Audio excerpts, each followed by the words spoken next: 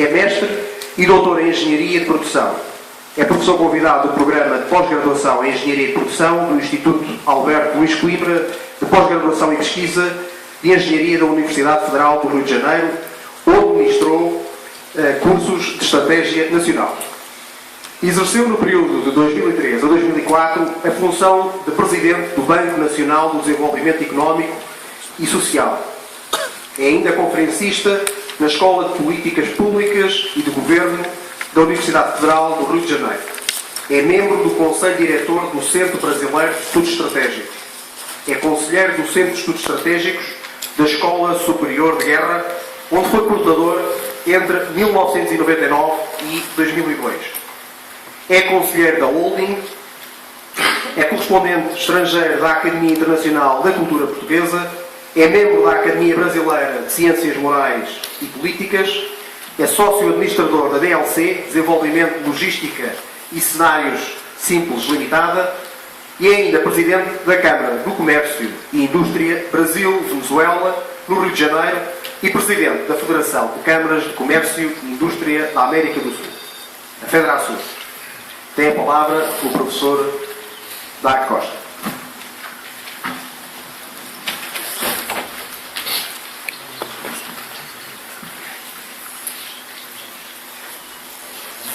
Bom, antes de mais nada, bom dia a todos vocês. Eu queria saudar o general do Exército, Antônio Pina Monteiro, e saudando de toda a mesa e de todas as autoridades presentes aqui, da comunidade portuguesa.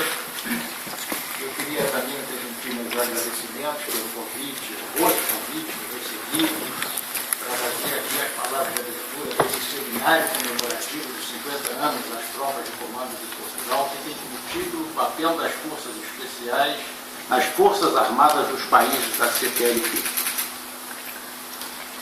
Meus amigos, defender não é só defender o espaço, não é só defender as pessoas, e antes de tudo defender um legado. E nós temos um legado comum, todos nós que aqui estamos. E esse legado tem algo que o cimenta, que é a língua portuguesa, que é a expressão original de um povo, mas que hoje é uma expressão atual de uma comunidade de povos. E essa língua tem uma origem. Essa língua é a última flor do lácio, ou seja, nós somos filhos das fímbrias do Império de Roma. Isso é a primeira coisa que nós temos que entender. Nós somos latinos. Nós não somos filhos dos bárbaros do norte. O nosso legado não está preso aos bárbaros do norte. Nosso legado está preso a Roma.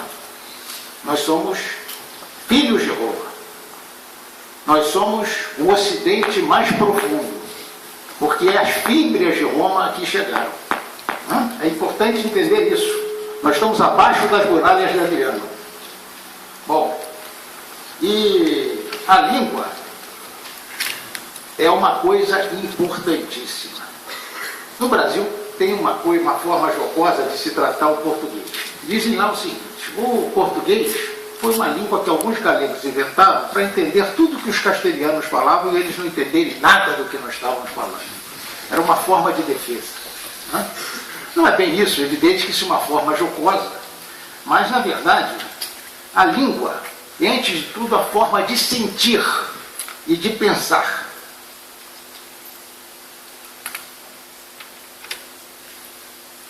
E é preciso entender que estrutura espacial se constituiu essa língua.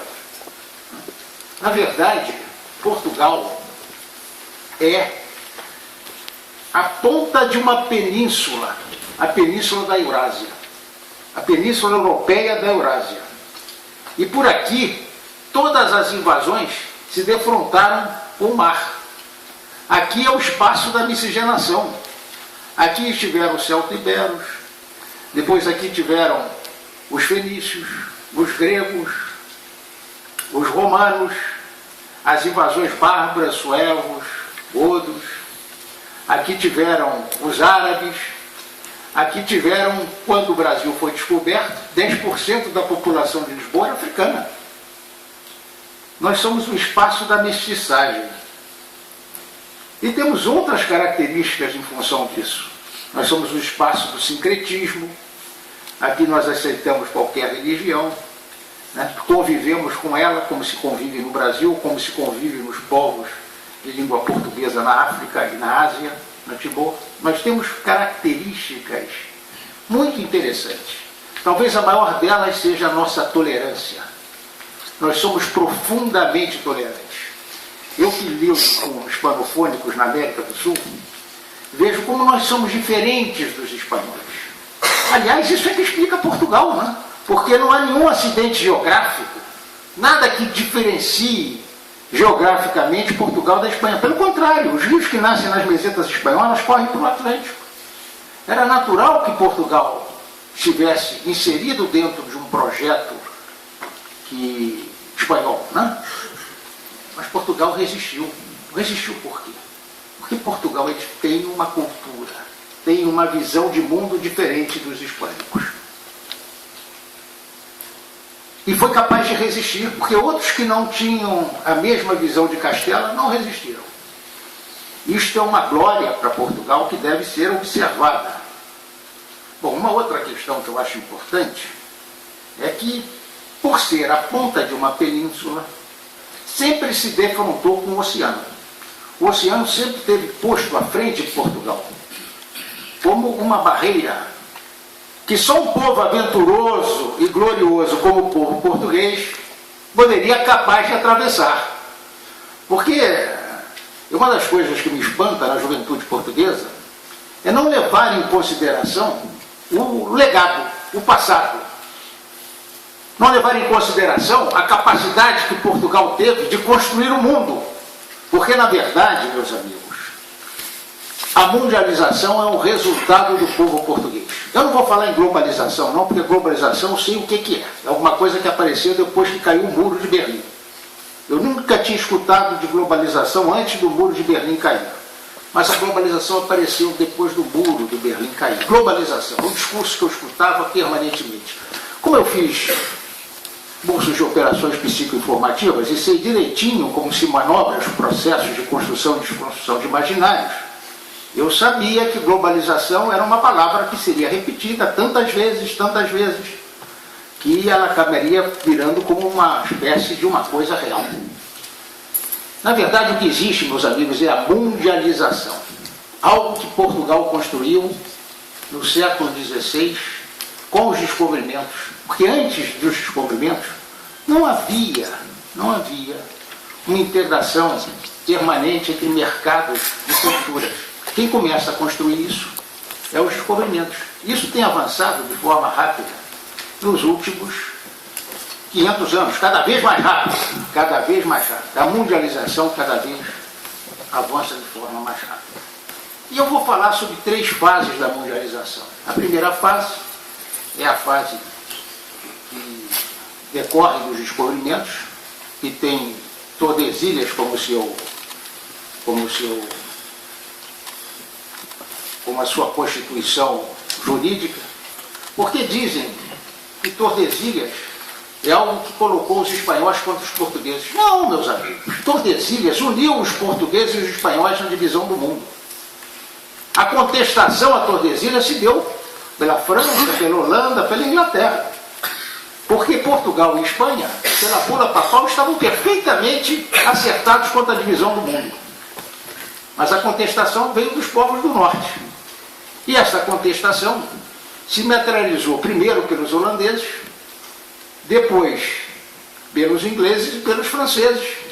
E acabou levando a que a segunda mundialização ocorresse. Segunda mundialização essa, que teve como seu grande feitor a Revolução Industrial inglesa e a Inglaterra.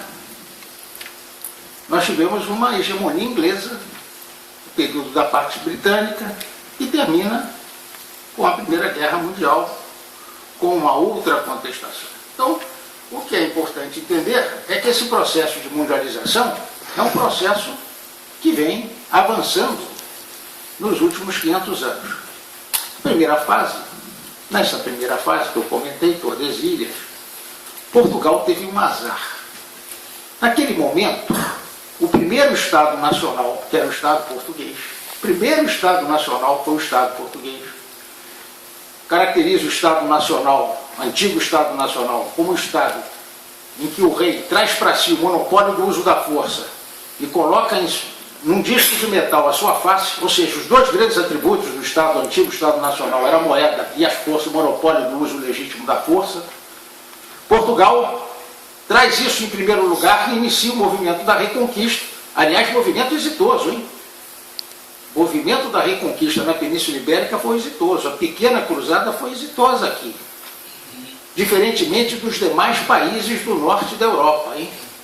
Porque esses não conseguiram completar sua cruzada. E pior do que uma guerra perdida é uma guerra não vencida. Porque no imaginário coletivo deles, eles continuam com a grande questão muçulmana, porque eles não conseguiram resolver o problema que Portugal e Espanha resolveram. Mas isso é um outro problema que eu não vou abordar aqui, porque não é essa a razão do tema da minha exposição. Mas o que é relevante é entender que nessa segunda, na modificação de Tordesilhas, Portugal teve um problema, perdeu sua casa reinante. E perdendo sua casa reinante, foi obrigada a fazer aquilo que nunca imaginava fazer, ou seja, entregar seu trono a Castela.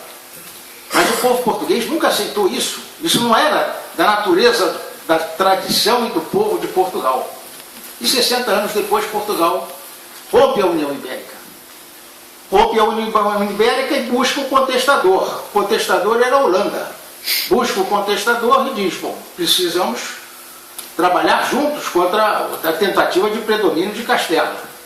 E fazem até um acordo, certo? No Nordeste do Brasil, Nordeste do Brasil se insere dentro desse processo. Acontece uma coisa. O povo português que havia se trasladado do Brasil e que era dono das usinas de açúcar no Brasil, não aceitam isso. E resiste ao domínio holandês. E a Holanda é expulsa do Brasil. E Portugal, então, tem que buscar um outro espaço para poder se aliar contra a Castela. E busca a Inglaterra. Pobre Portugal. Pobre Portugal. Porque a Inglaterra, a aliada, comporta-se da forma em que, diria a vocês, Portugal não merecia. Primeiro, além de uma série de coisas, né, fazem um tratado do pano e do vinho. O tratado do pano e do vinho talvez seja o menor tratado internacional já escrito. 3 artigos. E nesses 3 artigos, Portugal entregou sua economia, como havia entregado a Índia como um dote para uma princesa, né, entrega a sua economia aos ingleses. A ponto de que todo o ouro que havia sido descoberto no Brasil, que passa por Portugal, não fica em Portugal, vai preencher os cofres da Inglaterra, sustentando a sua Revolução Industrial. Depois, Portugal, aliado aos ingleses, resiste à Revolução Francesa e a corte é obrigada a ir ao Brasil e cria-se um império, o Império Luso-Brasileiro. Mas os ingleses derrotam Napoleão. E o projeto dos ingleses é o domínio dos mares. Como é que os ingleses poderiam admitir o Atlântico com Portugal? Portugal, Brasil, Angola. Não era possível. Não podiam trabalhar com isso. E mais uma vez, eles operam dentro do imaginário português e dizem, como a metrópole pode estar no Brasil? Vocês têm que se revoltar, o Porto tem que ser. Aqui há uma revolução. E essa revolução acaba levando ao desmembramento do Império Luso-Brasileiro.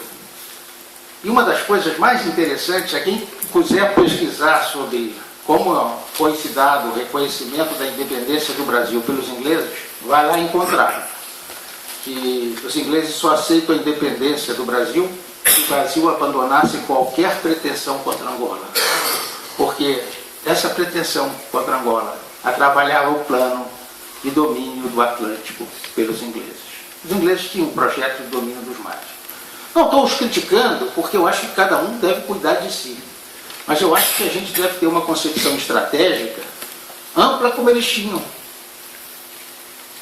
Completamente marginalizado as rotas centrais do comércio mundial, como Portugal esteve e Espanha no século XIV, e fez os descobrimentos para se tornar centro. Portugal tinha um projeto de ser centro, e foi centro porque tinha um projeto. Os ingleses também tinham um projeto de ser centro pelo domínio dos mares, porque eles estavam marginalizados das rotas de comércio, eles eram uma ilha afastada da Eurásia, uma ilha próxima, mas afastada do comércio eurasiano. E fizeram um projeto e conseguiram chegar ao centro. Como os Estados Unidos fizeram também, hein? Os Estados Unidos no século XIX eram periféricos e bárbaros. Os filmes de faroeste mostram isso. Mas fizeram um projeto. Que projeto era esse? Ligação do Atlântico e do Pacífico. Fizeram isso com 5 ferrovias transcontinentais e o Canal do Panamá. É preciso entender que por trás da inserção no centro existe um projeto. E é sobre isso que eu quero falar para vocês aqui. É sobre a questão de que nós não estamos fadados a ser periferia, pelo contrário. Já fomos centro e poderemos voltar a ser centro. Basta termos um projeto comum, onde o Atlântico é peça central. Isso é uma coisa que eu vou comentar aqui um pouco adiante. Mas eu queria mostrar a vocês aqui, a minha primeira transparência, essas coisas da modernidade me... Você sabe o que é? Tudo traz um problema e uma solução, né? Mas a modernidade, para mim, traz mais problema do que solução. Fica quieto.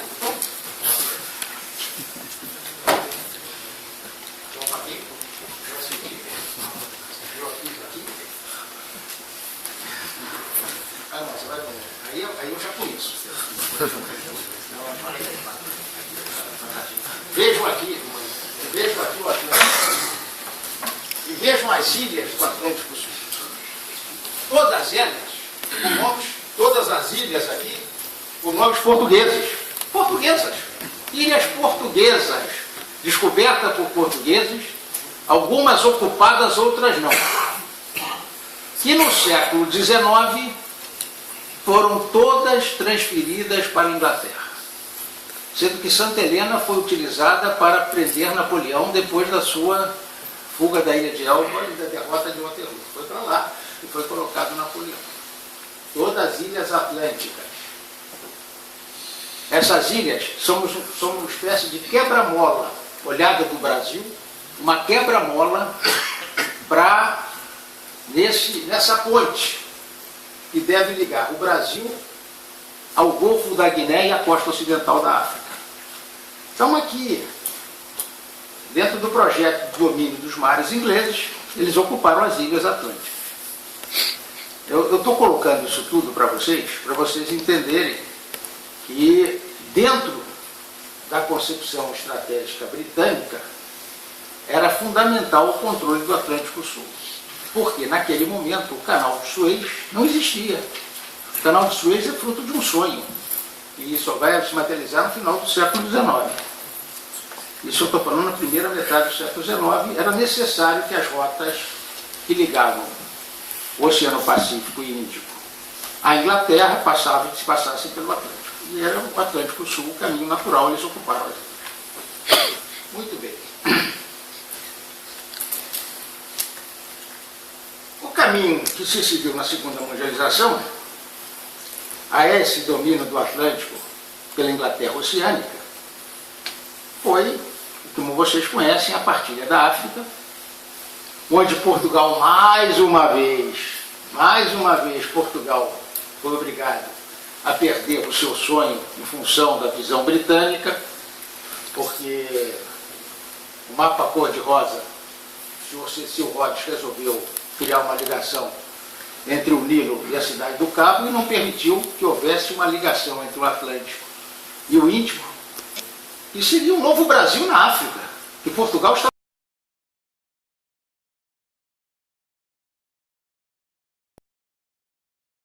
Eu não sou tão anti-britânico como pode parecer no meu discurso, não, hein?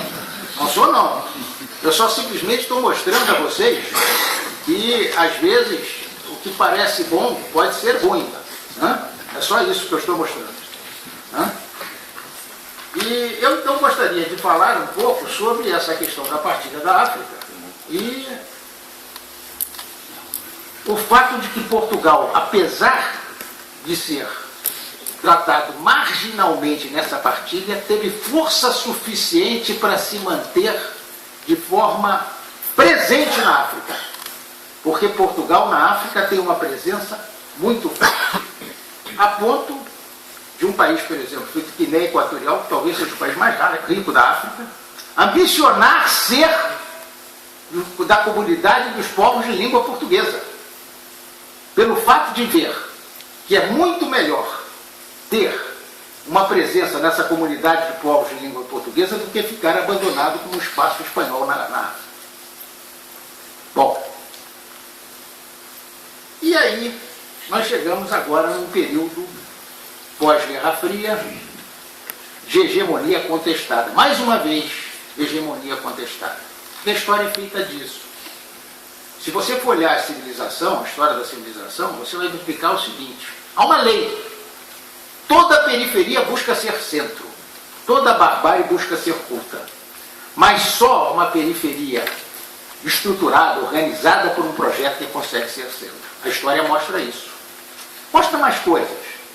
Mostra, por exemplo, que não é o principal contestador que chega a ser centro. É o contestador de segunda ordem. Mostrar exemplos para a história rapidamente.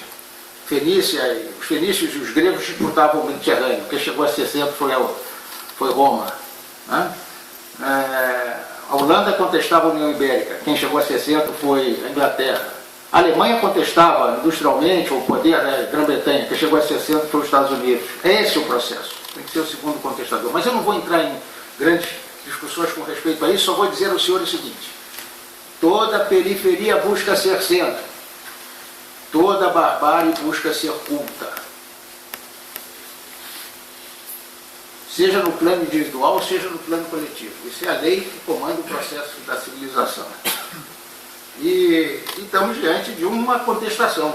Quer dizer, há uma emergência da Ásia, em especial da China. A contestação é a China. Precisa entender isso claramente, porque a China tem um projeto. E a China busca ser centro, porque se achou centro. A China se acha ainda o meio do centro do mundo. Não se enganem, hein? Para eles nós somos bárbaros, porque eles não passaram pela mediação cristã. Nós temos duas origens. Nós temos uma origem hebraica e uma origem grega. Nos dois espaços, os que não eram, nunca seriam. Ou seja, diziam lá os gregos: como pombos podem viver num ninho de águias a não ser como escravos? Ou seja, como os bárbaros poderiam viver na polis grega a não ser como escravos? Não eram gregos.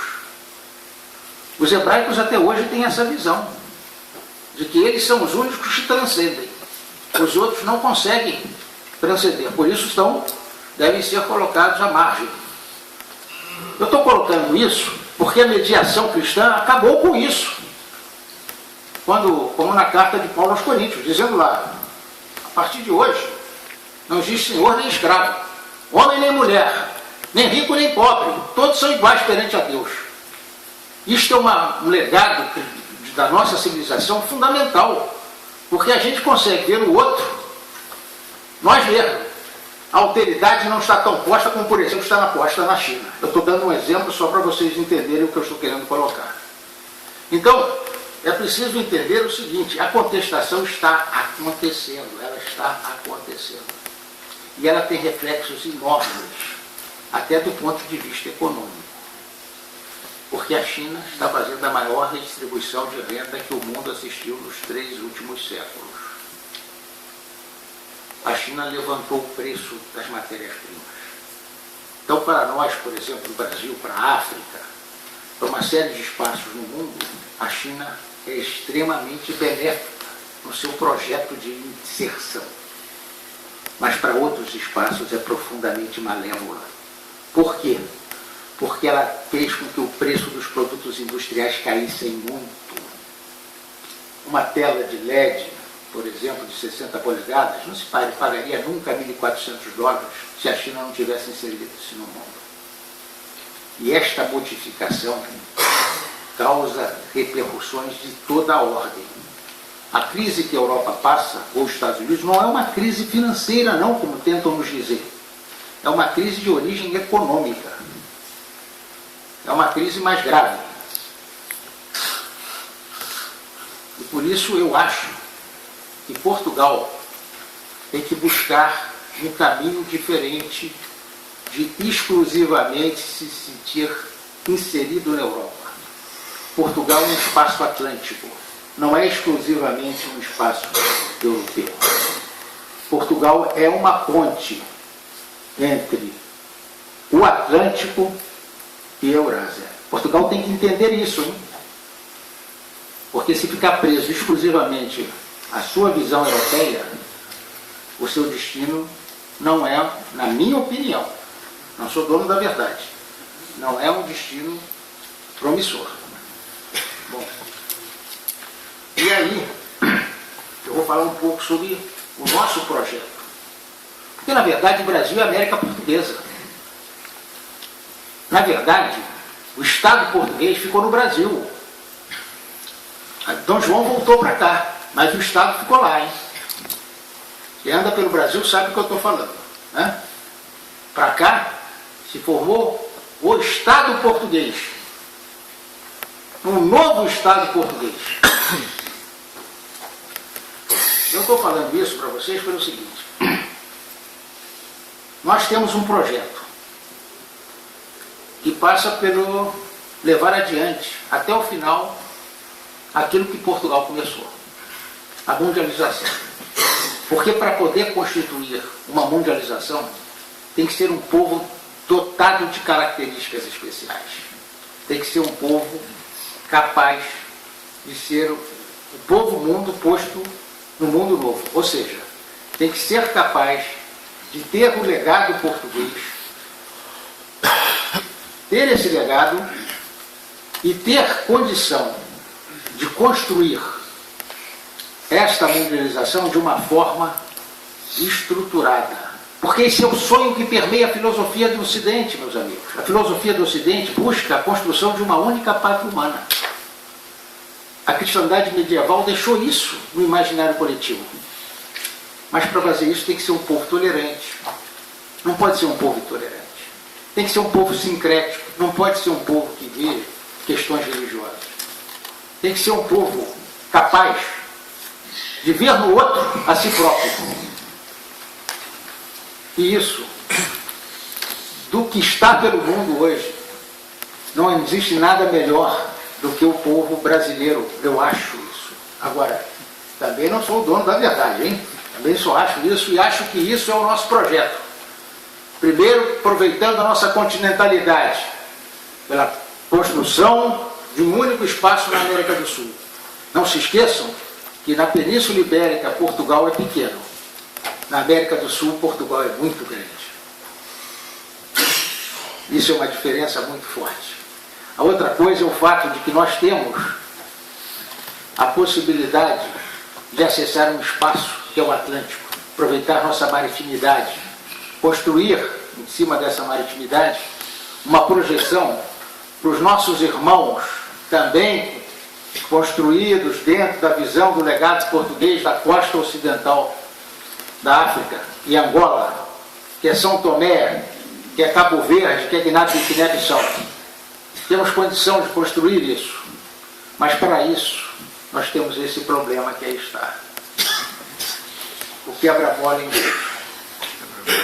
E para mexer nisso, nós temos que construir isso aqui.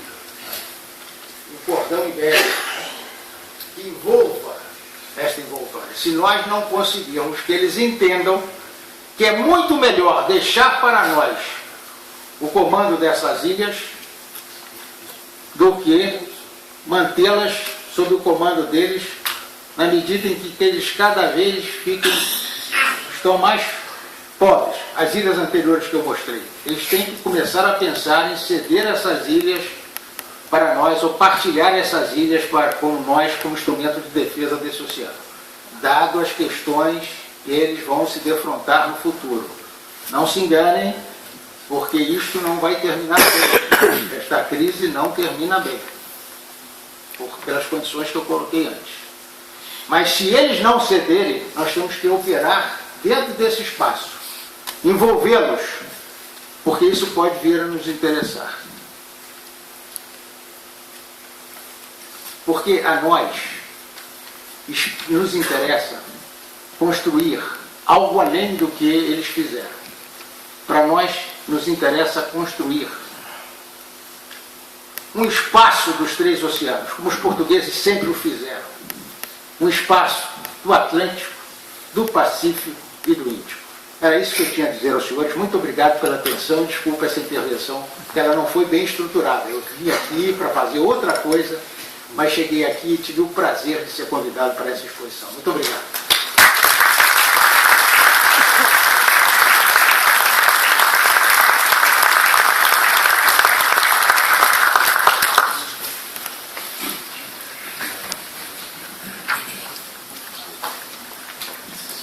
Seguidamente, irá ser passada uma mensagem